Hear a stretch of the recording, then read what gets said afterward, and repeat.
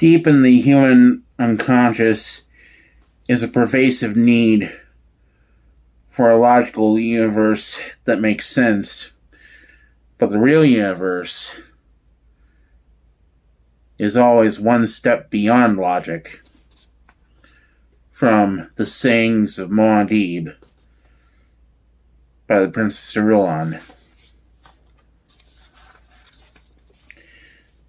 I have sat across from many rulers of great houses, but never seen a more gross and dangerous pig than this one. Thufir Hiwat told himself. You may speak plainly with me, Hiwat, the Baron rumbled. He leaned back in his Spencer chair, the eyes in their folds of fat boring into Hiwat. The old Mentat looked down at the table between him and the Baron Vladimir Harkonnen, knowing the opulence of its grain.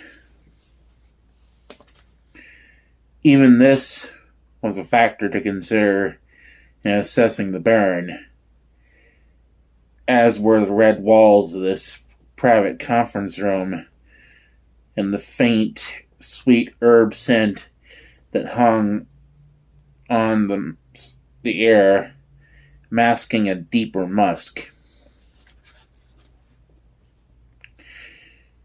You didn't have me sent that warning to Raban as an idle whim, the Baron said. Hiwat's leathery old face remained impassive, betraying none of the loathing he felt. I suspect many things, my lord.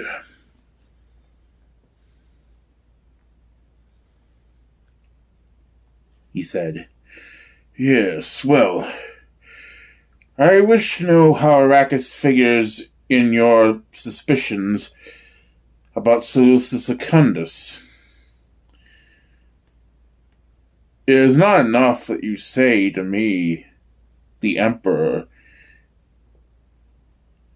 is in a ferment about some association between Arrakis and his mysterious prison planet. Now, I rushed the warning out to Raban only because the courier had to leave on that Highliner. You said there could be no delay. Well and good, but now I will have an explanation. He babbles too much, Hiwat thought. He's not like Leto, who could tell me a thing with the lift of an eyebrow or the wave of a hand. Nor like the old Duke, who could express an entire sentence in the way he accented a single word. This is a clod. Destroying him will be a service to mankind. You will not leave here until I have had a full and complete explanation, the Baron said. You speak too casually of Salusa Sukundis, Hiwat said. It's a penal colony, the Baron said. The worst riffraff in the galaxy are sent to Salusa Sukundis. What else do we need to know? That conditions on the prison planet are more oppressive than anywhere else, Hiwat said. You hear that the mortality rate among new prisoners is higher than 60%. You hear that the Emperor practices every form of oppression there. You hear this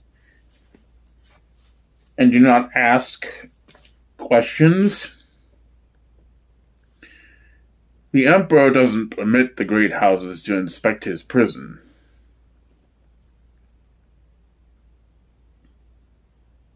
The Baron growled. But he hasn't seen into my dungeons either.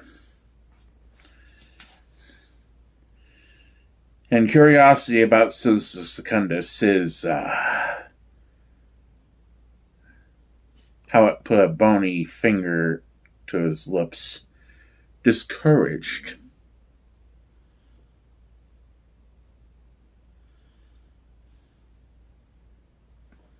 So he's not proud of some of the things he must do there.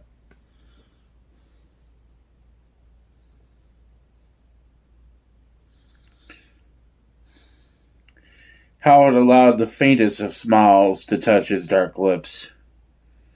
His eyes glistened in the glow tube light as he stared at the Baron. You've never wondered where the Emperor gets his Sardaukar? The Baron pursed his fat lips. This gave his features the look of a pouting baby, and his voice carried a tone of petulance as he said, "Why, he recruits, that is to say,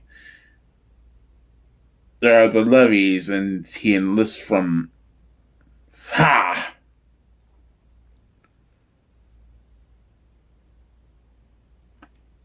How it snapped.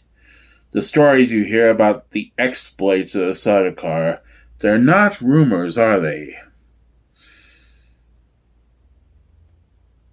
Those are first-hand accounts on the limited number of survivors who fought against the Sardaukar, eh? The Sardaukar are excellent fighting men, no doubt of it, the Baron said. But I think my own legions a pack of holiday excursionists by comparison. Howard snarled. You think I don't know why the Emperor turned against House Atreides?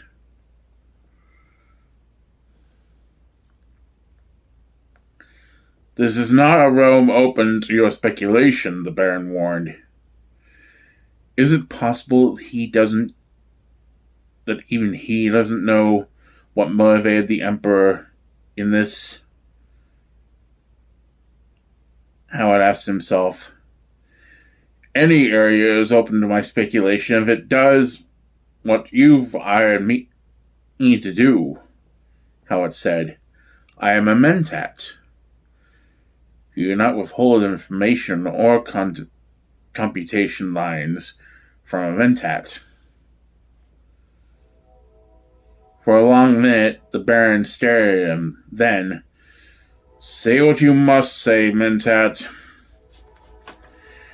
The Padishah Emperor turned against House Atreides because the Duke's War Masters Gurney, Halleck, and Duncan Idaho had trained a fighting force.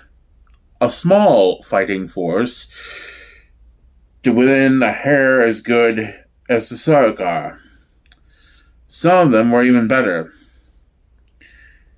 And the Duke was in a position to enlarge his force to make it every bit as strong as the Emperor's.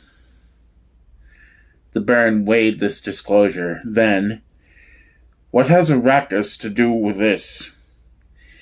It provides a pool of recruits already conditioned to the bitterest survival training.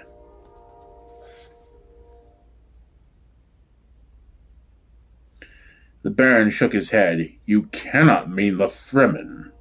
I mean the Fremen. Ha! Then why warn Raban? There cannot be more than a handful of Fremen left after the Sardaukar pogrom and Raban's oppression.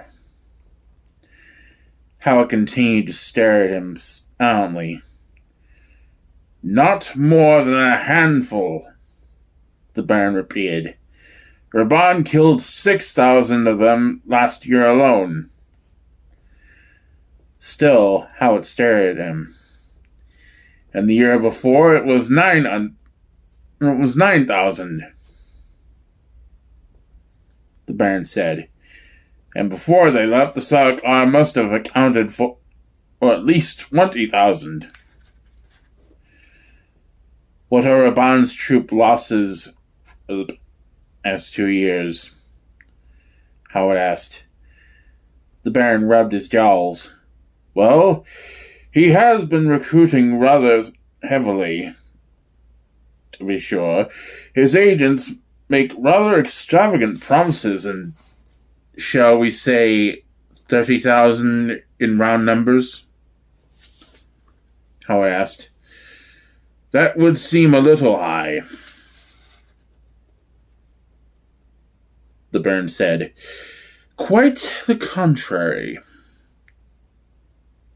Howard said. I can read between the lines of Raban's reports as well as you can, and you certainly must have understood my reports from our agents. Arrakis is a fierce planet, the Baron said.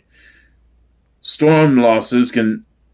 We both know the figure for a storm aggression, Howard said. What if he has lost 30,000?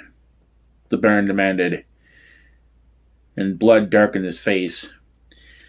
By your own count, Howard said, he killed 15,000 over 2 years while losing twice that number. You say the Sarkar accounted for another 20,000, possibly a few more, and I've seen the transportation manifests for their return from Arrakis. If they killed 20,000, they lost almost 5 for 1.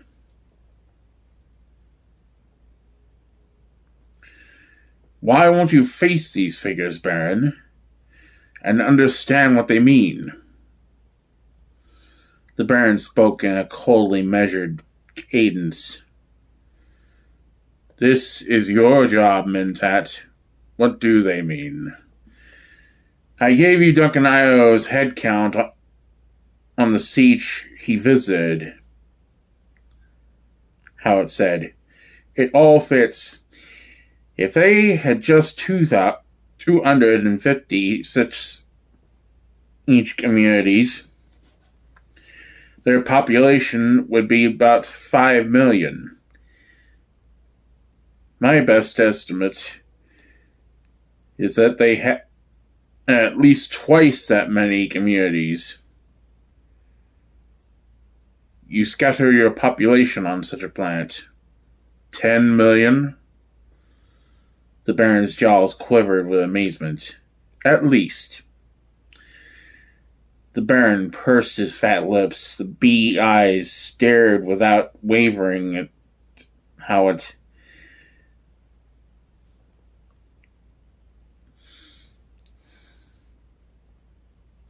Is this true Mentat computation, he wondered? How could this be, and no one suspect? We haven't even cut heavily into the birth rate growth figure, Howard said. We've just weeded out some of their less successful specimens,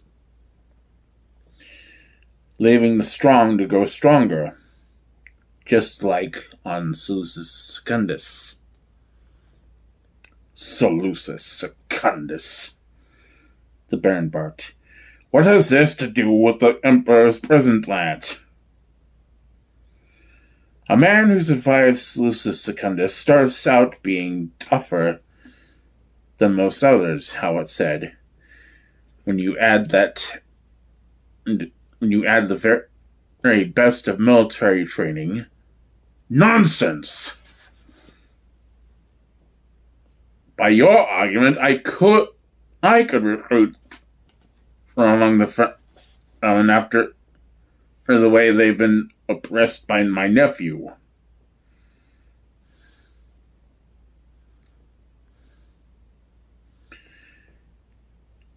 Hiwat spoke in a mild voice. Don't you suppress any of your troops?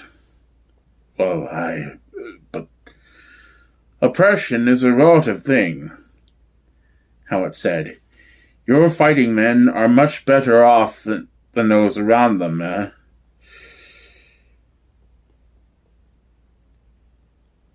They see unpleasant alternative to being soldiers of the Baron, eh?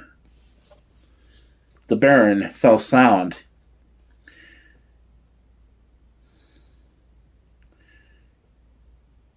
His eyes unfocused. The possibilities. Had Raban unwittingly given House Harkonnen its ultimate weapon? Presently he said, how could you be sure of the loyalty of such recruits? I would take them in small groups, not larger than the platoon strength, Hiwat said.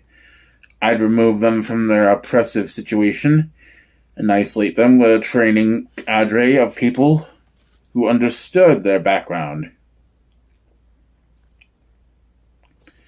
Preferably people who had preceded them from the same oppressive situation.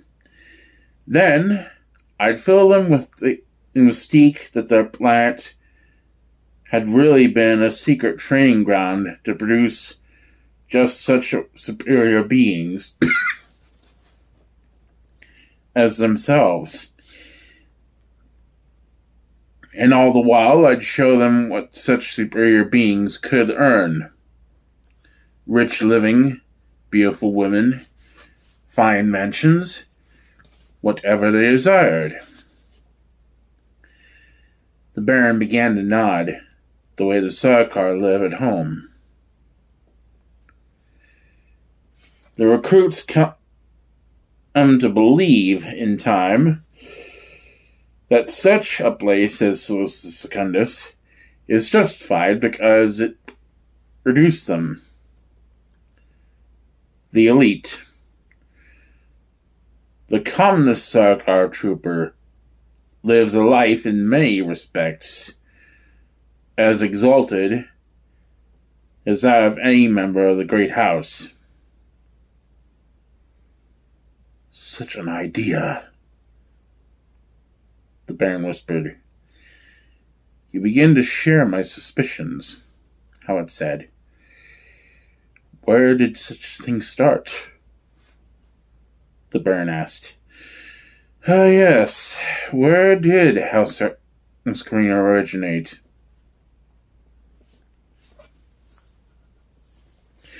Were there people on Salusa Sukundis before the Emperor sent his first contingents of prisoners there?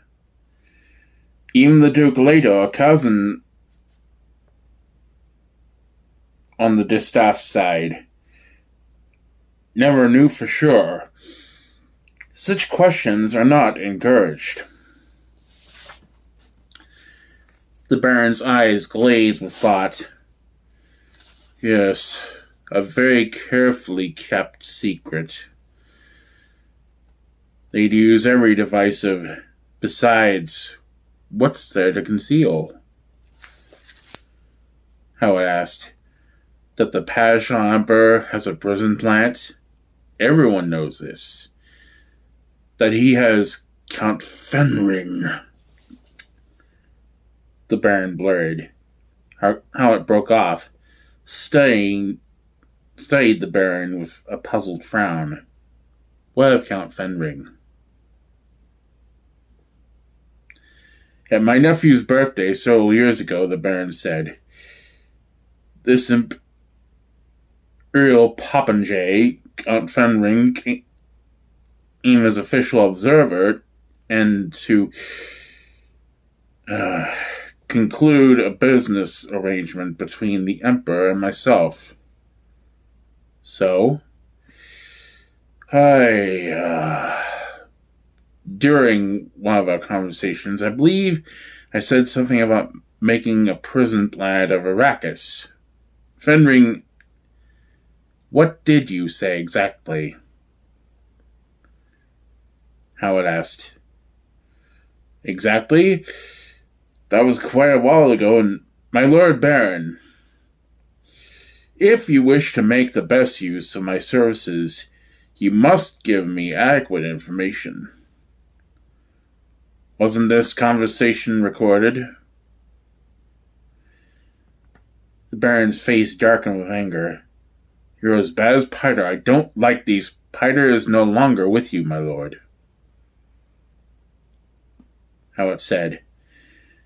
As to that,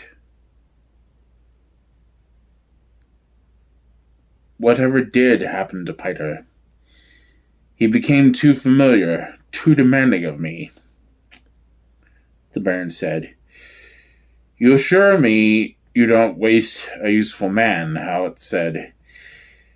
Will you waste me by threats and quibbling? We were discussing what you said to Count Fenring. Slowly, the Baron composed his features. When the time comes, he thought, I'll remember his manner with me. Yes, I will remember. One moment, the Baron said, and he thought back to the meeting in his great hall. It helped to visualize the kind of silence in which they had stood. I said something like this, the Baron said. The Emperor knows a certain amount of killing has always been an arm of business. I was referring to our workforce houses and workforce losses. Then I said something about considering another solution to the Arrakis problem. And I said the Emperor's prison planet inspired me to emulate him. Witch blood. How it snapped. What did Fenring say?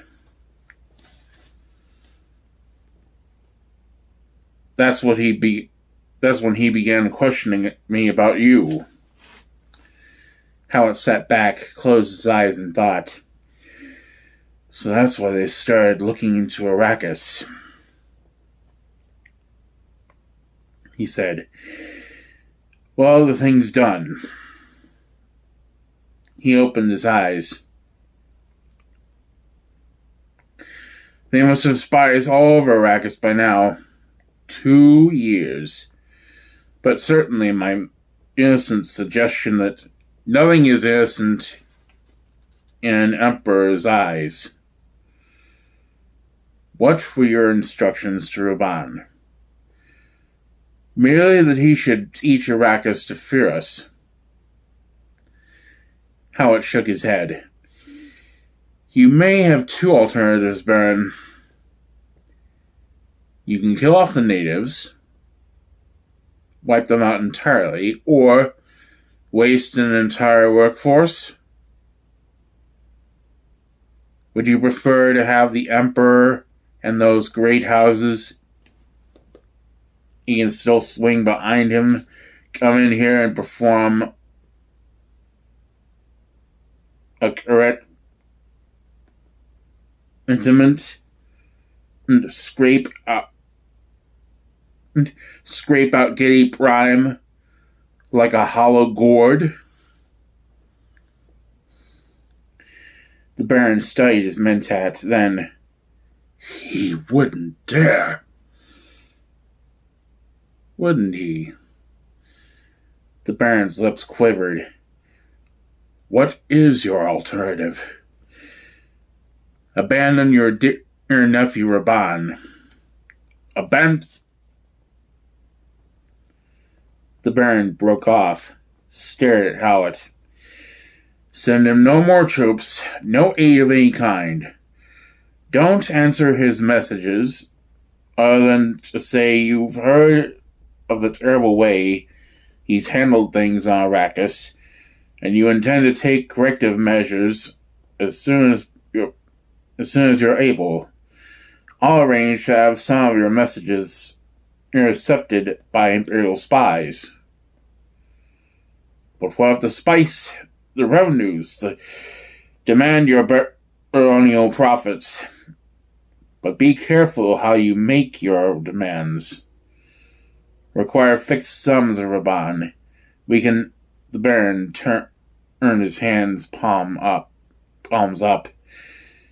But how can I be certain that my weasel nephew isn't? We still have our spies on Arrakis. Till Raban, he either meets the spice quota you set him, or he'll be replaced. I know my nephew, the Baron said. This would only make him oppress the population even more. Of course he will. Hiwat snapped. You don't want that stopped now. You merely want your own hands clean. Let Raban make your Salusa Sukundis for you. There is no need even to send him any prisoners. He has all the population required. If Raban is driving his people to meet your spice quotas, then the Emperor need suspect no other motive. That's reason enough for putting the planet on the rack. And you, Baron, will not show by word or action that there is any other reason for this. The Baron could not keep the sly tone of admiration out of his voice. Hiwat, you are a devious one. Now, how do we move into Arrakis and make use of what Raban prepares? That's the simplest thing of all, Baron. If you say each year's quota a bit higher than the one before, matters will soon reach a head there. Production will drop off. You can remove Raban and take over yourself to correct the mess. It fits, the Baron said, but I can feel myself tiring of all this. I'm preparing another to take over Arrakis for me. Hiwat studied the fat, round face across from him. Slowly, the old soldier spy began to nod his head. Fade Raltha, he said. So that's the reason for the oppression now. You're very devious yourself, Baron. Perhaps we can incorporate these two schemes. Yes, your Fade Raltha can go to Arrakis as their savior. He can win the populace, yes. The Baron smiled, and behind his smile, he asked himself, now how does this fit in with Hiwat's personal scheming? And Hiwat, seeing that he was dismissed, arose and left the red-walled room. As he walked, he could not put down the disturbing unknowns that cropped into every computation about Arrakis. This new religious leader that Gurney Halleck hinted at from his hiding place among smugglers, this Muad'Dib. Perhaps I should not have told the Baron to let this religion flourish where it will, even among the folk of Pan and Graben, he told himself. But it's well known that repression makes a religion flourish.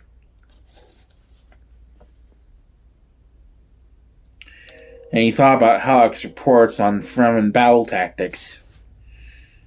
The tactics smacked of Halleck himself and Idaho.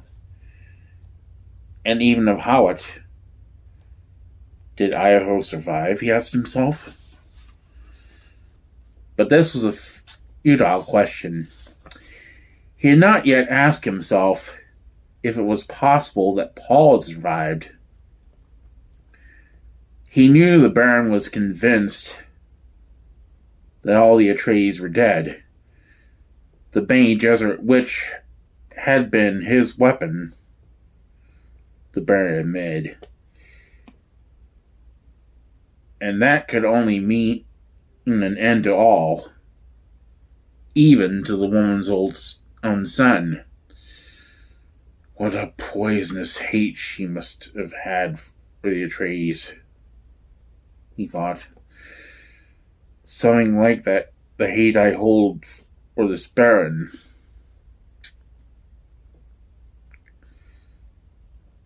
Will my blow be as fatal, be as final and complete as hers?